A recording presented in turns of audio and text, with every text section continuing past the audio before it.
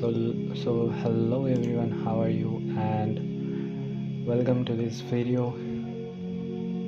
So what we are gonna learn today, we are gonna learn that how you can add a YouTube video in your mobile application. So we are gonna take a text field to let's say we are gonna take a text field, and from the text field we are gonna search a YouTube video. Like if you paste a YouTube link here, then the YouTube video the link you have pasted here will be shown here.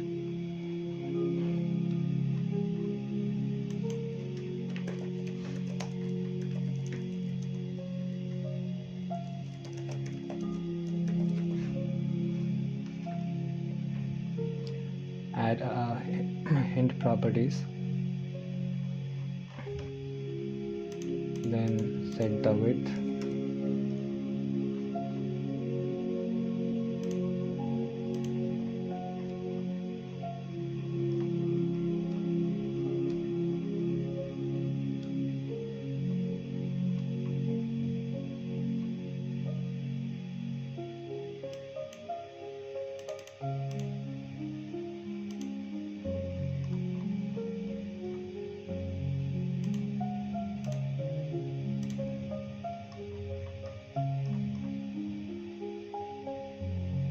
some border radius, and then we are going to add a YouTube video. Search for YouTube, and in the base element section that you can see that we have a YouTube player.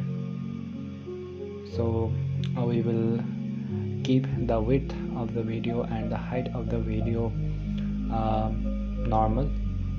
So what functionalities we get here: you can mute the video, you can show controls. What does control means?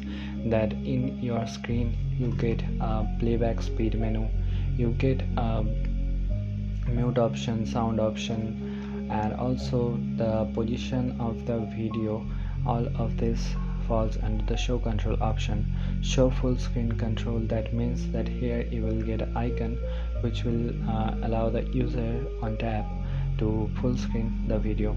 Pause on forward navigation, that means if the user is scrolling this thing, or the user has started to watch this video in this page and they are moving to the Insta feed, like this page, in this tab, then the previous video in this YouTube player will be closed automatically. Strict related videos, that means if this is enabled, then when your video is going to end at this position, then the related videos to it which YouTube automatically suggests, all the videos will not be shown or suggested to the user. Only this video is only this video will be limited to this video, and no other videos will be shown. So what we are gonna do, we are gonna take a video from our channel, we are gonna copy a video link, and if you paste it here, this is the URL field. If you paste a YouTube video link, then you will show your users will see the video here. Also, you can paste a link here that can't be changed if you place a link here. But if you want to allow the user to enter a dynamic link which can be changed, then you can still use a widget state.